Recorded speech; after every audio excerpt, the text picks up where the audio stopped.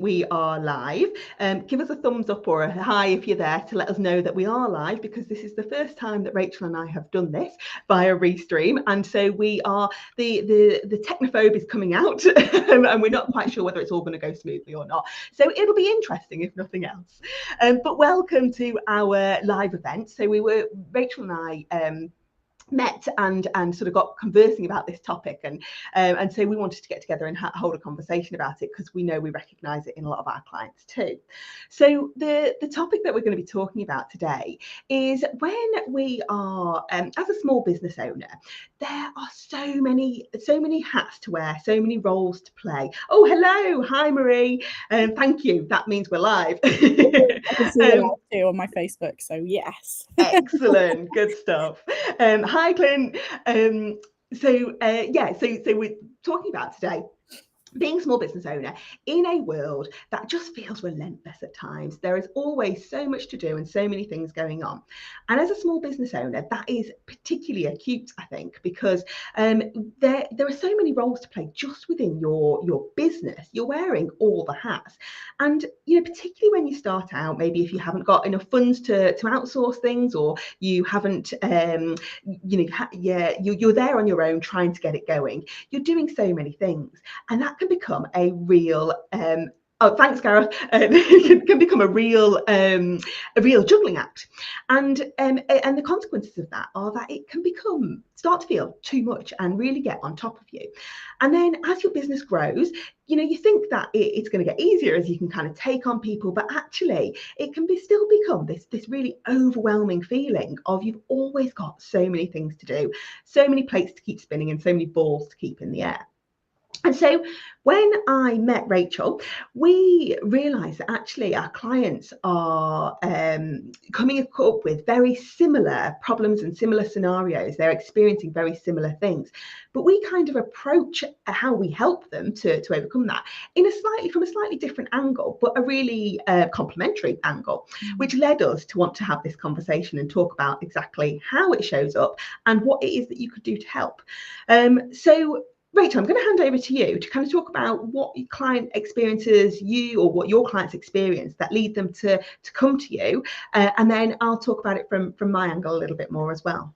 Sure. Thank you for the intro. For those that don't know me, I'm Rachel, and I am an online business manager, and I work with clients on a deep audit level, looking at their admin processes. I also run my freelance admin, which provides virtual assistant support, admin support to businesses. Yes, I am running a business as well as working on a deep dive audit style with clients. So I personally deal with this kind of overwhelm of wearing all these hats all the time. I often have these moments in my sort of business where it's like really intense. There's a lot of lessons being learned, and I think this is great. It's all really positive. It's all really valuable lessons to be learned. But I'm like, when will the lessons stop? And it will just run, because constantly just learning and going, okay, dealing with this, right? Yeah, got that. Now the next thing. So I totally get the journey of being a business owner is full on. And I love that I experience that as a business owner, because then when I work with my clients, I can understand what they're going through too. I also really understand that it's a lot easier looking in from the outside at a business than being in it. When you're in that moment of everything coming at you from all different angles, it's really hard to see the wood through the trees, Joe. That's where your business name comes in so handy. It is the wood through the trees. So the way I've seen it with my clients is a lot of my clients come to me in the same scenario. They're usually small, solo business owners. They've set up a business. It's gone really well. It's snowballed into something amazing. But they get to this point where they're like, everything's in my head. Nothing's written down. I don't actually know how I do it. I just do it. So that's kind of the point they come to me in, that overwhelm of like, where do I begin? What do I do? How do I even move to that next level of growing my business? Or even if they don't want to necessarily grow it, but just sort of be able to relax and know that it works and understand how it works. So yeah, a lot of my businesses, my clients, so come to me with that same scenario, to the point where I even wrote an ebook about it, because I designed actually specifically at one of my clients, because he came to me and he was like, I know I need to hand over my work. I know I can't sustain this, but I don't know where to start.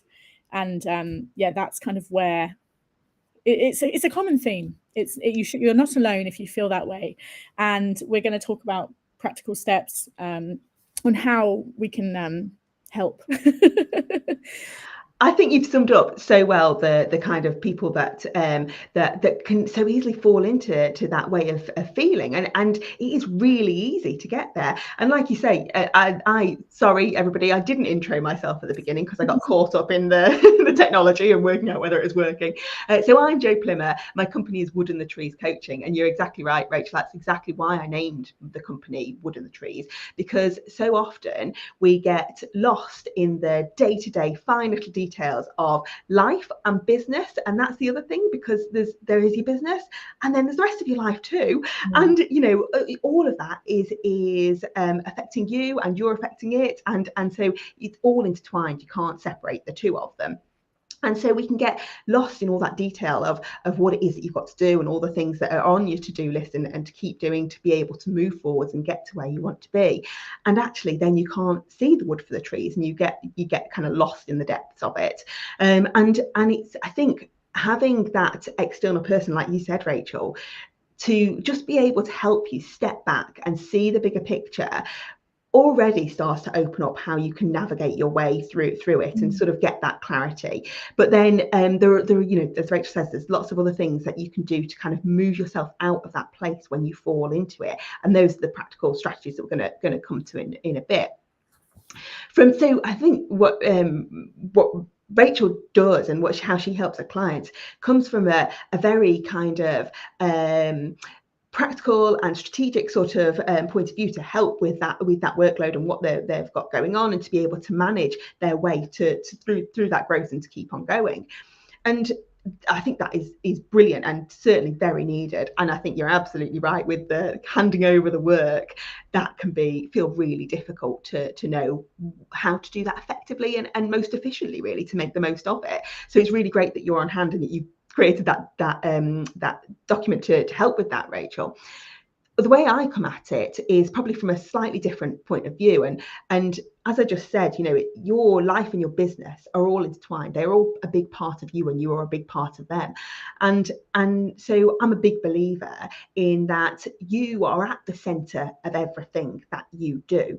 And so we have to optimize how your brain and body are working in order to get the best out of you, to then be able to get the managed best in life and business, and continue to strive to keep moving forwards whilst enabling that clarity and perspective that you need in order to be able to keep doing that.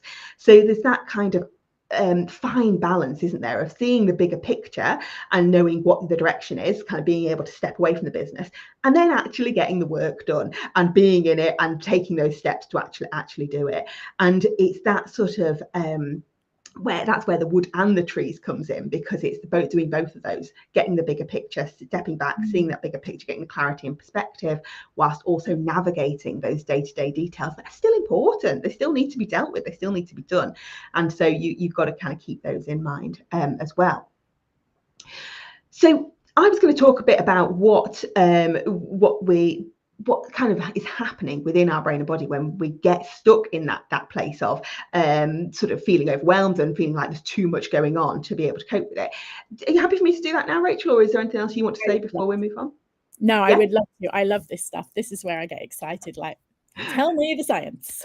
Brilliant. Okay, so I'm going to try and share my screen. We're not sure whether this is working or not, because it didn't work when we trialed it before we came in for Rachel, but we'll see if you guys can see it. So I'm just sharing my screen. Can you let me know if you can see that? I don't think we can. The live is a little behind, but from what I can see on Facebook, I can't see it. Okay. So, okay, I'll talk about it in free flow instead then. I'm going to leave the screen sharing just in case it is coming up for everybody that's watching. So basically, I talk about something that I call the boom bust roller coaster, and this is where we have some really great days, and you come at things with you've got high energy. Oh no, thanks, Sue.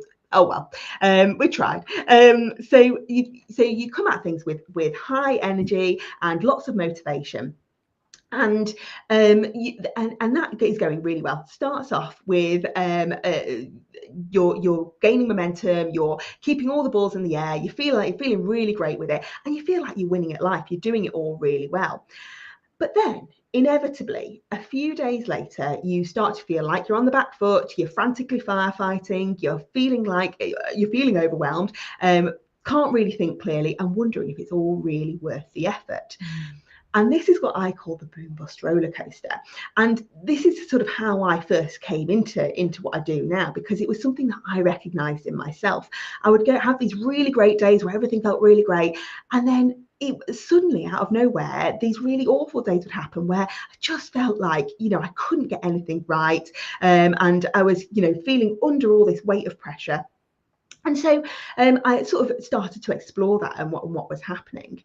And what I realised is that at the centre of this pattern of this sort of boom, the good days into the bust of the bad days, is a response that's happening within us. So this is a physiological response, and that is the stress response. So you may or may not feel stressed when the stress response is active within you. But the stress response is active particularly when we're juggling all these things, and we've got all these like little micro doses of stress that have this cumulative effect. So, from your alarm going off at 6 o'clock in the morning and jolting you out of bed, to thinking of all the things you've got to do, checking your emails and seeing those hundreds of emails that have come in, to driving to work if you drive to work and somebody cutting you up on a roundabout, to multitasking throughout the day, getting home and having to do all the chores and sort out the kids and call your mum because she's not been very well and make sure you're catching up with your friends to check in on them, and then heading to bed feeling absolutely exhausted. And all of these things have this cumulative effect. In their own right, they wouldn't be a problem at all. We'd deal with them absolutely fine. But day in, day out, when we have days like this that build and build and build upon each other, the stress response becomes chronically active within us. And it's the effects that stress response being chronically active has that causes the problems that we get on those bad days. So they cause the symptoms that we feel. So the stress response is what you'll know as your fight or flight response. So it's when the adrenaline kicks in. So say you've had a scare or something's happened that's kind of jolted you, and you get that sort of surge of adrenaline. There's various things that happen in our body at that time, and we become hyper alert because we're looking out for more dangers and threats. The fight or flight response is there to keep us safe and alive. It keeps us out of danger. And so with hyper alert, we become really sensitive to the sort of other things that might be happening around us. So our vision and our touch and our hearing become all sort of super alert. And then we also get a rise in our heart rate and our blood pressure. We got a surge of sugar going into our bloodstream. We get our muscles tense, ready for action. Our breathing becomes faster and more shallow. And our immune system is launched because our body is expecting that we might be under attack. We might be facing some sort of danger because our fight or flight response has been activated.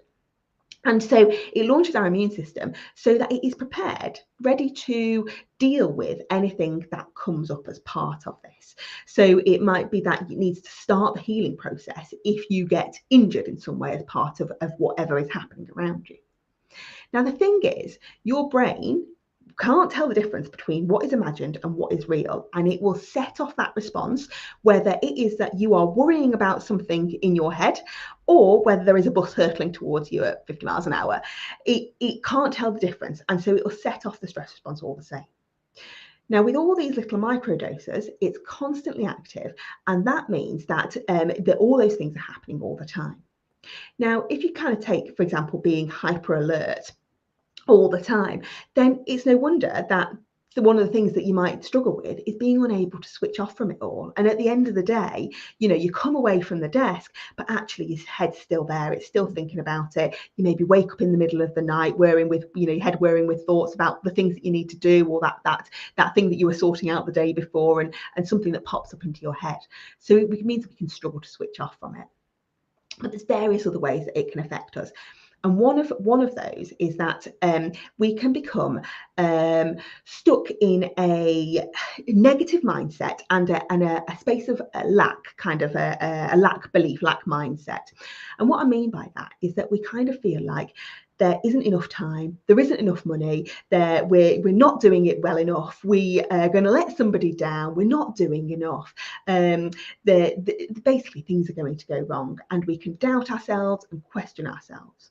And the reason that happens is that our stress response gets activated in the emotional part of our brain. And by that, I'm talking about a conceptual area of our emotional brain.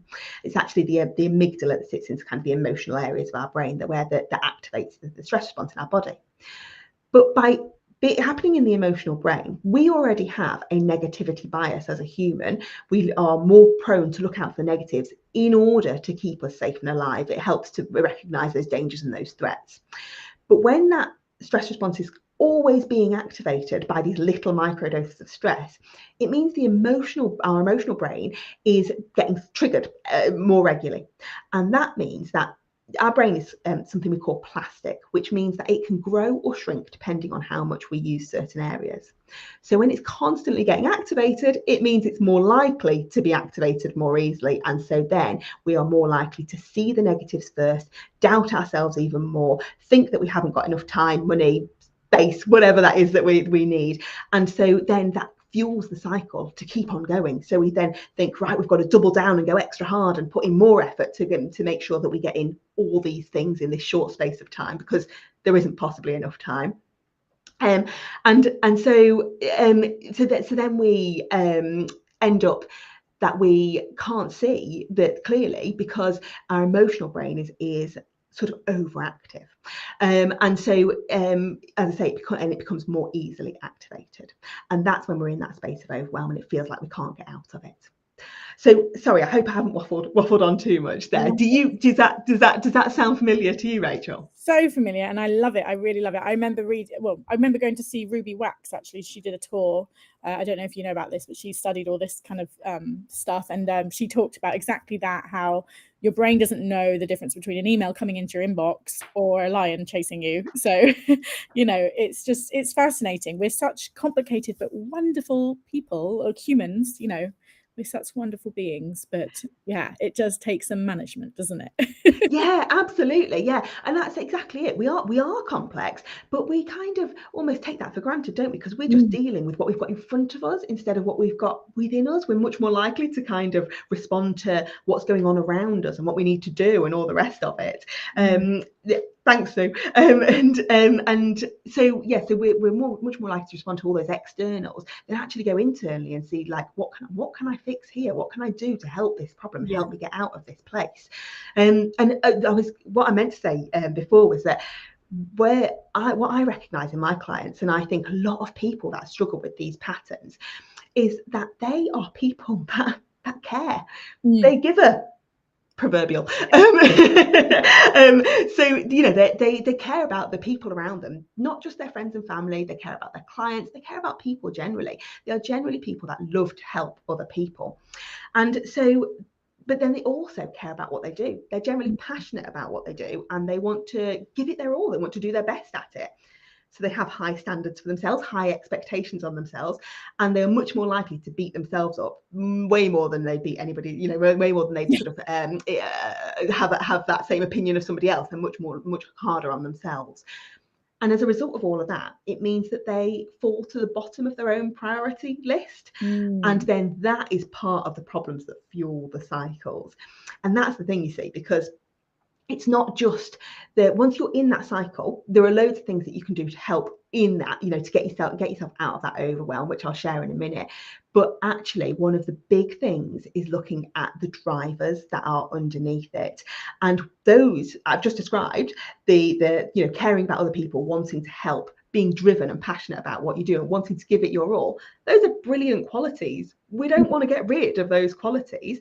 But what we do want to do is to get rid of the unhelpful elements. So when it tips into not being able to say no, or feeling people pleasing, like feeling like you've got to do more than actually is really the case. You know, you're doing it just for the sake of being able to get that validation from somebody else. That's when it becomes problematic. So it's not about getting rid of the qualities. We want to keep all those wonderful qualities. We want to get rid of the unhelpful elements of it. Yeah, amazing. I'm gonna have to rewatch this and take notes. So one of the big things that I do find with clients is Rachel, is that they do struggle with delegating because they, it's their baby. They've grown their business. Yeah. It's precious to them. They've put all that time and effort into it. One, I think it can be that kind of feeling of if you want a job doing, if you want a job doing well, do it yourself, that kind of feeling.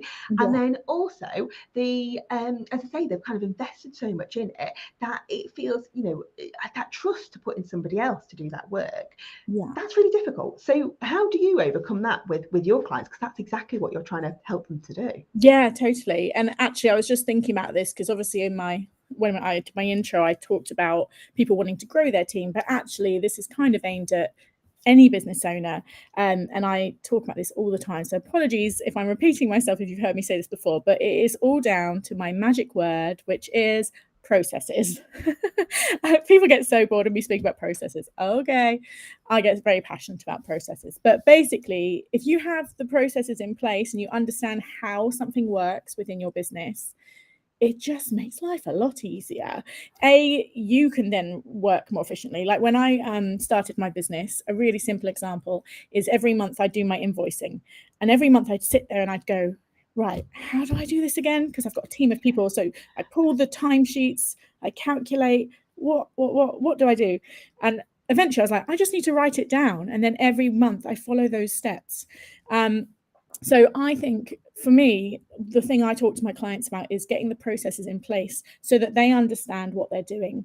And then if they want to grow their team, those processes are there and they're to their standard, you can put sort of rules in place, like this is how we do it, but this is what it has to look like, for example. That way you're sort of getting your quality control as well, but also you understand as the business owner. I know we talked about wearing all the hats at the beginning of a business. I totally think that's the right thing to do. I think you should work in your business to start with. You should understand how each element goes.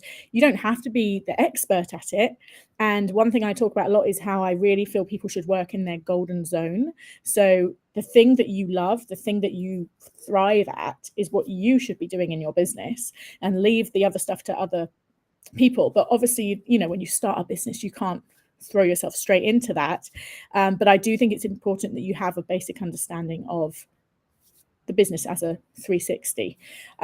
So for me, the way to do it is the processes. Get the processes in place, and then you can understand your business more, and also you can understand what you need to do and what you don't need to do.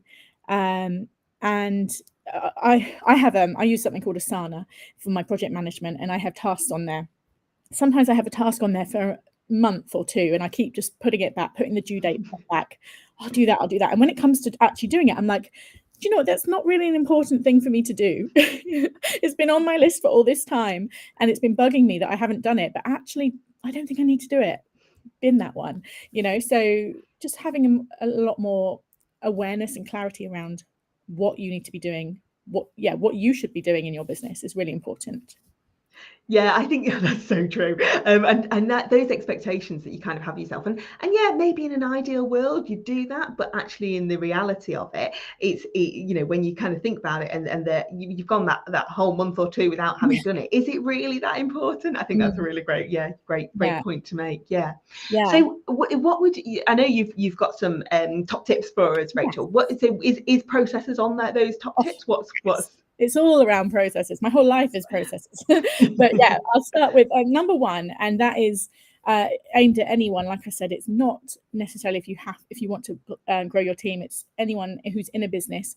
I think you should sit down and monitor one day in the life of you as the business owner. Literally write down every single thing that you do within that day. It will give you an understanding of what you do, and if you can timesheet it, it's really helpful. So I use something called Clockify. It's completely free. I run my whole team from Clockify for free. I've gone through that stage of literally like putting a code in or a word in. So I'm timesheeting all the different things I do. And for example, I always thought I spent loads of time on like doing social media. And actually, when I looked at it, it was only about half an hour, So it's really important to have that understanding. So my first tip is to sit down and understand what you do in a day.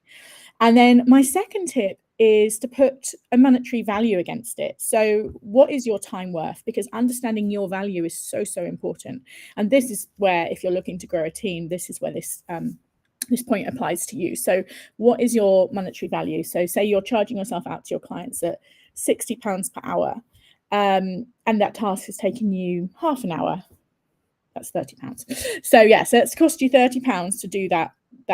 If you were to invest your money in something else, either it could be a piece of tech to make it more automated, more streamlined, or it could be outsourced help. Just have a look at what that investment could mean for you.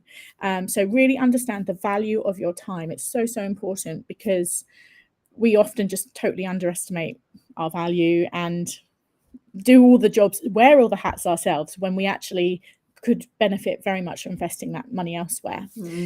And number three, what was number three? Check my notes. Was probably just to evaluate it. So number three is to evaluate it and look at, are you going to invest in that tech, or are you going to outsource it? So monitor a day in the life of, put a monetary value against it, and evaluate what you're going to do. What's your next step? Brilliant. Yeah, and Clockify, I'm definitely going to have a look into that. I don't do anything to kind of to monitor the time slots like that. So that's great. I'll definitely be taking that. It's really interesting what you feel like. You're like, oh, that's taking up all my time, and you're like, actually, it's not.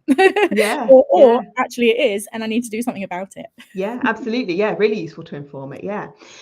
So that's great, and really great sort of practical, actionable steps that you can take there. Definitely, I think from my point of view, where it's kind of coming about, because one of the things is sort of holding the weight of that. A bit like you said with the social media, you weren't actually spending that long on it, but you felt like you were. Almost sometimes we can hold the weight of things with that aren't actually. It feels bigger because actually it's maybe something that's hanging over your head a little bit. Like you feel like, oh, I don't know, it's not something I enjoy, or I don't, I have to put a lot of thought into it, or what am I going to do today? It feels like there's pressure on it. So I think when there is those worries or those thoughts around things, they can feel very different to what the reality is. And that's where it can take us. So for me, it's kind of coming at what's happening in your mind, that's then causing you problems in the actual practicalities of implementing all those things. And when we get that clarity, it's great and you can do it all. But when the clarity isn't there, that's when you get into that feeling of it like it's all too much, isn't it? And so it's being able to create that. So my first top tip from me is to step away when you're in that moment of feeling like it's all too much and there isn't enough time.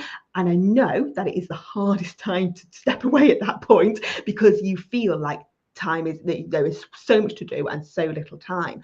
But actually, even just stepping away, even if it's just for a few minutes, can be a really great thing to do, because it breaks that cycle of rumination and worry. And what basically you're wanting to do is to help your body come down out of stress response as quickly and as efficiently as possible. Because when you're in stress response, you aren't thinking clearly about the big picture or what it is that you need to do or doing things efficiently and effectively. You're thinking about getting away from that lion that's chasing you, as the typical textbook example. So you're in that kind of frantic, panicked state, and that is not when good things happen. Good things happen when we're in that kind of lovely equilibrium, when we're in that thrive state, rather than in that sort of panic, fight or flight state. So stepping away in order to kind of break that cycle. And so the times when you feel least able to do it, are the times when you need to do it most. So that would be my top tip to look out for. So and if you know, even if you can't come away for a long period of time at that point, find a way to come down out of stress response. And I use loads of quick wins, and I have a membership group that's a sort of series of online workshops at the moment that I'm hoping to turn into a sort of pre-recorded course online, but currently working just as the online workshops, and it's called Guilt Free, and it centers around the boom bust roller coaster. And so it looks at all these kind of quick win ways of doing it. But so this might not be, you don't have to necessarily go out for a long walk or have a holiday, or even a break for an hour to go out to do something else. It can be, a few seconds that just allow your brain to come down out of stress response. But it's making sure that you are doing that effectively and efficiently, and sort of you're actively trying to do that, if you like. So there are things that you might be aware of, kind of using the breath. Using visualizations are a really good one, because as I said earlier, our brain can't tell the difference between what's imagined and what's real. And so when we are in that worry, our brain is reacting to that. Whereas if we can help alleviate some of that, then that's really useful. One of my favorite visualizations to do when I've got a heavy head full of thoughts is to picture a tree, and all its branches are full of birds. And that's like my head that's full of thoughts. And so then I go on, fly away, fly off, come back when I need you. And so I watch the birds take flight, and I get this kind of relief of that weight of the feeling of all those thoughts going on. And I sort of, imagine them sort of flying off, not letting them settle back in those branches again. But I find that useful to combine coming away from the actual whatever it is that I'm doing. Might be just going and standing outside for a few minutes, or making a cup of tea or something, whatever you want it to be, but just allowing yourself to actually step away from it. And similarly, going to work from a different place in a different environment can be really helpful to break that as well. So you could keep on working, but you're just going to a different environment, maybe focus on one particular task whilst you're in that new environment. And then there's some more, it could be something like sticking on your favourite song and dancing around to it, if you're working from home rather than in an office. Maybe if you're in an office, I don't know, but just kind of breaking that rumination again, kind of breaking that cycle that you're stuck in and kicking yourself out of it. Now, a song lasts maximum 5 minutes usually, so you can do it really, really quickly and get quite a relief from it and get back to that good place that you want to be in. And then my final tip, so it's kind of step away and use those quick win techniques if you can't get away completely. My second tip is to explore the pattern, the cycle that you're in, but plan your downtime strategically within your days. So I know that if I get to kind of mid-afternoon, I'm not thinking clearly by that point. And so it's when I tend to plan in my exercise or whatever in the day. So I'll tend to work probably earlier in the morning and then have a break, maybe mid-afternoon, and potentially come back to something if I need to later on. But I plan it around what works for me. And that's the joy of being a business owner, isn't it? You get to choose your day flexibly. It works around what you want it to be. It's then just making sure that you'll be able to do the things that you want to do, which was the kind of point of this conversation in the first place. And then my final tip is to uncover and address the underlying things that are fueling those cycles. So that's often around beliefs around kind of feeling like you're lazy, or you're not doing enough in some way, or that you're going to let somebody down by not doing something. So I cover all of that in my guilt-free workshops. And I know that you've got you talked earlier, Rachel, about your document that you've got to help your clients.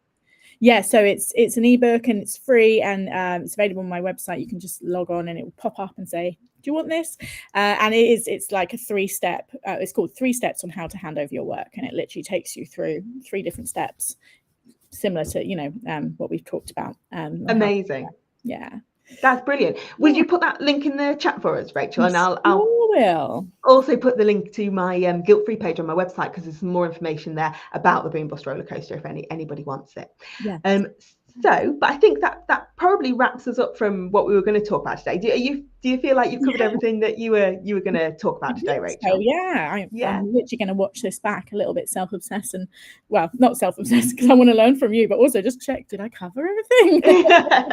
Well, if anybody does have any questions Yes. or anything, either pop them in the comments here or get in touch with us directly, because we're more than happy to have a chat about anything and answer any questions. Yes, please do. I'd love to connect with people and just continue the conversation. Yeah, definitely. Brilliant. Well, thank you so much, Rachel. I've really enjoyed talking about this today with you. I think it's been a great thing to bring up because I think it's so common among so many people that it's because it's such an easy place to get to, isn't it? When there are all these pressures and demands on your time. So yeah, I'm really grateful to you for your time and coming to talk to us with all your expertise. Well, thanks for having me, and thanks for everyone who's listening and commenting. It's lovely to see you with us. Yeah, brilliant. Yeah, thank you everybody for joining us. Okay, we'll leave it there. See you everybody. Bye.